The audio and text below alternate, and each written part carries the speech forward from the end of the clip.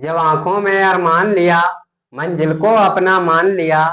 कि जब आंखों में अरमान लिया, मंजिल को अपना मान लिया, तो कठिन किया आसान किया, जब ठान लिया तो ठान लिया। तो दोस्तों, राम राम मेरे शेरों, कैसे हैं आप सभी लोग। उम्मीद करता हूं कि आप सभी स्वस्थ होंगे, अच्छे होंगे, मस्त होंगे और एकदम जबरदस्त होंगे और आपकी पढ़ाई एकदम बेहतर प्रकार से चल रही होगी।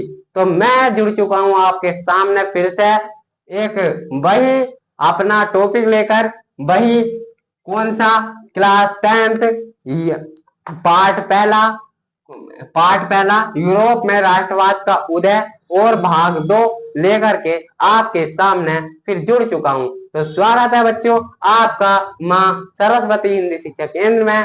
तो चलिए वीडियो को हम बिना देर किए हुए स्टार्ट करते हैं। तो आज हम इस वीडियो में इतिहास, यूरोप में राष्ट्रवाद का, सामाजिक विज्ञान का यूरोप में राष्ट्रवाद का पार्ट 1 तो हमने, पार्ट 1 यानी भाग 1 तो हमने जो वीडियो उसकी बना दी है। अब ये भाग 2 है, ठीक है, हमारा भाग 2 है ये, है ना। तो इसमें हम आगे चर्चा करेंगे कि आगे इस पार्ट में क्या हुआ, है ना, क्या हुआ। तो यही चर्चा करेंगे। तो चलिए हम शुरू करते हैं। तो देखिए पहले हम चर्चा करेंगे रूढ़िवाद, है ना, पुराने दुश्मनों की वापसी। आप देखिए यहाँ पर एक चीज समझिए, यहाँ पर क्या समझिए, रूढ़िवाद।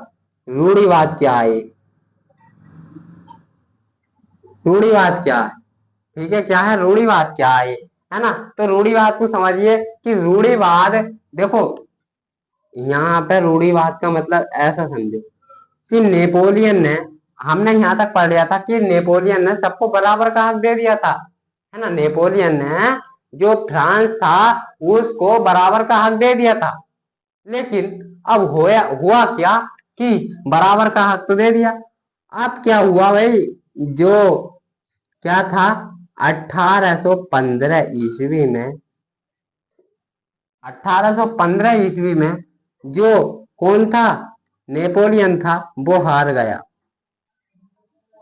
वो क्या है, हार गया, हार गया। अब हारने के बाद उसका राज वहां से हट गया, है ना, यानी नेपोलियन का जो राज था वहां से हट गया। उसके बाद क्या हुआ भाई, है ना, फिर क्या होया, फिर क्या होया कि पुराने राजा वापिस आ गए।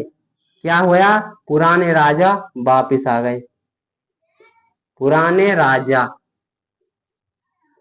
वापस आ गए, है ना, आ गए, पुराने राजा वापिस आ गए। और उसके बाद फिर क्या हुआ, देखो पुराने राजा तो वापस आ गए। अब भाई पुराने राजा यहाँ पे वापिस आ गए, तो उसके बाद इन्होंने क्या किया, इन्होंने कहा कि हमको जैसे पहले राजा का शासन चलता था ऐसे ही राजा का शासन चाहिए इस देश में। यानी उन्होंने कहा कि यहाँ पर किसी को बराबर का हक नहीं मिलेगा। यहाँ पर क्या है, जो पहले से चलता आया राजा का शासन, राजा का हुक्म, है ना, यानी जो राजा कहेगा वही होगा। तो मैंने पहले भाग में ये बता दिया है कि क्या कहते हैं, वहां पे राजा का शासन था, पहले जो राजा कहता था वही मानना पड़ता था। यानी राजा ने कह दी कि अगर सूरज पश्चिम से निकला तो माननी पड़ेगी कि हाँ भाई पश्चिम से ही निकला, ठीक है। तो ये वहां के राजा की प्रचलित थी कि जो राजा कहेगा वही मानना पड़ेगा। अब भैया जो है नेपोलियन हार गया 1815 में। 1815 में हारने के बाद ये पुराने राजा वापिस हो गए और ये कहने लगे कि हमको जो वहां का जो शासन है वो राजा का ही चाहिए। यानी यहाँ पर राजा का ही ऑर्डर माना जाएगा, यानी जो राजा कहेगा वही जनता को करना होगा, है ना। इससे भैया वो परेशान हो गए फिर, है ना, नेपोलियन हार गया। तो अब क्या हुआ भाई, है ना, अब ये जो होया, अब ये तो सब हो गया, ठीक है। अब इसके बाद क्या हुआ भाई, सब परेशान हो गए। अब भैया राजा राजा क्या चाहते थे कि क्या कहते हैं, वो वापसी लिया जाए, यानी जैसे पहले था राजा का शासन देश में ऐसे ही चले। अब क्या हुआ, अब इसी चक्कर में उन्होंने वियना संधि स्टार्ट कर दी भाई, वियना संधि कर दी। वियना संधि। अब ये वियना संधि क्या है, वियना संधि कैसे हुई, तो ये समझेंगे। वियना संधि कर दी है ना, वियना संधि कर दी, ठीक है। वियना संधि है ना, वियना संधि में है ना यूरोप का बंटवारा कर दिया इन्होंने। अब क्या है, ये राजा एक मेज पर बैठे है ना, मेज पर बैठ गए, मेज पर बैठे और इन्होंने जो है मेज पर बैठे है ना, ये राजा जो थे ये मेज पर बैठे, मेज पर सब बैठे मिलजुल कर, और इन्होंने यूरोप को केक की तरह बांट दिया, केक की तरह बांट दिया, केक की तरह इन्होंने किसे बांट दिया, केक की तरह यूरोप को बांट दिया। अब यूरोप को बांट दिया और कैसे बांट दिया, तो कुछ हिस्सा तो है ना दो हिस्सों में बांट दिया यार, केक की तरह इनको काट दिया गया। उसके बाद देखिए, उसके बाद इनको कैसे बांटा, क्या हुआ, तो देखिए यहाँ पर एक चीज समझिए आप, यहाँ पर एक चीज समझिए, केक में बांटा और उसके बाद क्या हुआ, इन्होंने जो फ्रांस था, फ्रांस के सारे पहरे बंद कर दिए, केक की तरह यूरोप को बांटकर फ्रांस के पहरे है ना सारे बंद कर दिए, ठीक है। फ्रांस के पहरे सारे बंद कर दिए है ना, फ्रांस के पहरे सारे बंद कर दिए। अब बंद क्यों कर दिए है ना, अब बंद क्यों कर दिए, देखिए बंद इसलिए कर दिए क्योंकि कोई भी अगर बंटवारा यहाँ पर हो रहा है तो कोई भी ना आए है ना, कोई भी क्रांतिकारी या कोई भी बाहरी आक्रमण यहाँ पर जो है वो हमारे काम में हस्तक्षेप ना कर सके, इसलिए उन्होंने सारे रास्ते क्या है बंद कर दिए भाई, बंद कर दिए, समझ में आ रही है ना, सारे रास्ते अब बंद कर दिए। तो अब क्या हुआ भैया, क्रांतिकारी को जब राजा बहुत सारे जुल्म करने लगे, अब आप ही बताइए कि जब कोई सबसे ज्यादा जुल्म करने लगे तो आप क्या करेंगे, आप डरेंगे तो ही है ना। तो राजाओं से क्या है, जो क्रांतिकारी थे वो डर डर गए है ना। अब क्रांतिकारी आ जाते हैं, क्रांतिकारी है ना, कि क्रांतिकारी मेसिनी आजादी का खुफिया सिपाही है ना। तो क्रांतिकारी क्या थे, अब क्रांतिकारी ठीक है, अब भाई वो तो डर गए थे, क्रांतिकारी क्या डर गए राजाओं से, राजा ने बहुत सारे जुल्म और इकट्ठे करने शुरू कर दिए है ना, तो क्रांतिकारी भाई डर गए। अब क्रांतिकारी डर के मारे क्या हुआ, क्रांतिकारी डर के मारे जमीन के अंदर चले गए, कहां पर चले गए, जमीन के अंदर चले गए, ठीक है, जमीन के अंदर, ठीक है। अब वो जमीन के अंदर जाने लगे है ना, डर के मारे क्या, जमीन के अंदर जाने लगे। अब जैसे ही वो जमीन के अंदर गए, जैसे ही वो जमीन के अंदर ऐसा करके गए, मान लो ऐसा करके धसे है ना, जमीन के अंदर ऐसा करके धसे, तो वहां पर उनको एक हीरो मिला, हीरो, हीरो कह सकते हैं या एक राजा मिला, हीरो है ना, हीरो मिला, जिसका नाम क्या था, जिसका नाम था मेसिनी,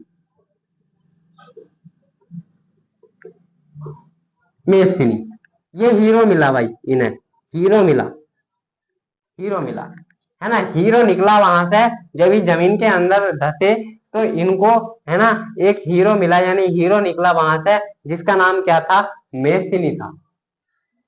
अब मेसिनी इतना खतरनाक आदमी था, यानी इतना खतरनाक था कि जितने भी राजा थे सब डरते थे इससे, मेसिनी से। ये चाहता था कि सबको बराबर का हक दिया जाए, सबको बराबर का हक दिया जाए, दिया जाए, हम राजाओं की गुलामी में नहीं रह सकते, हम राजाओं की गुलामी में नहीं रह सकते, ठीक है जी, हम राजाओं की गुलामी में नहीं रह सकते।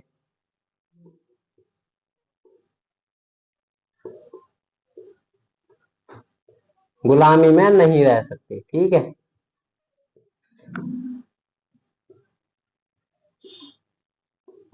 इसने ये बात कही, ठीक है। अब भाई इसने क्या है, ये इतना खतरनाक वो था आदमी कि इससे जो राजा थे यहाँ के यूरोप के वो सब डरने लग गए।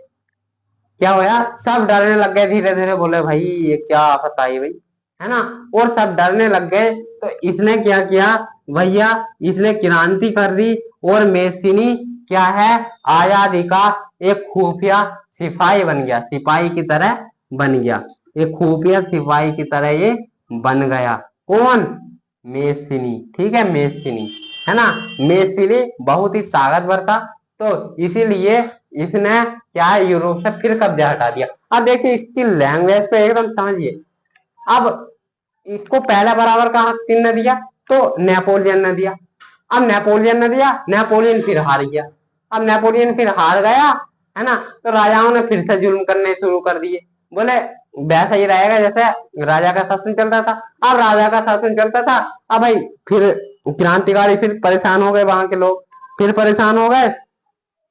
उसके बाद राजाओं ने बयाना संधि कर दी, बयाना संधि। बयाना संधि में एक मेज पर वो बैठे और उन्होंने क्या कहते हैं, यूरोप को केक की तरह सब में बांट दिया। अब केक की तरह बांट दिया, केक की तरह बांटने के बाद और फ्रांस में क्या हुआ, फ्रांस के सारे पहरे यानी सारे दरवाजे बंद कर दिए ताकि कोई भी आ ना सके और ये बयाना संधि जो है इसको खत्म ना कर सके, है ना।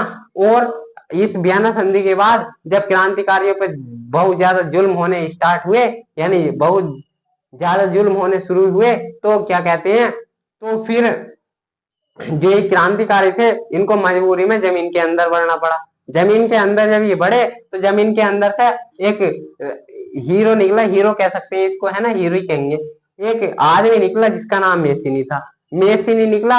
अब मेसिनी जो था वो राजाओं के खिलाफ था, है ना, जो राजा का शासनमान चल रहा था उसके खिलाफ था। उसने आवाज उठाई, उसने क्या, वो लड़ा और क्रांति करी, और उसने क्या है, पूरे जो है यूरोप को वो आजाद कराया राजाओं से, और वहां पर लोकतंत्र का शासन बनवाया, है ना, ऐसा कह सकते हैं। उसके बाद देखिए, अब ये मेसिनी तो हो गया, है ना, इसने क्या करवाया था, अब इसने आजाद करवा दिया। पहले नेपोलियन ने करवा दिया, अब इसने करवा दिया, है ना, मेसिनी ने करवा दिया।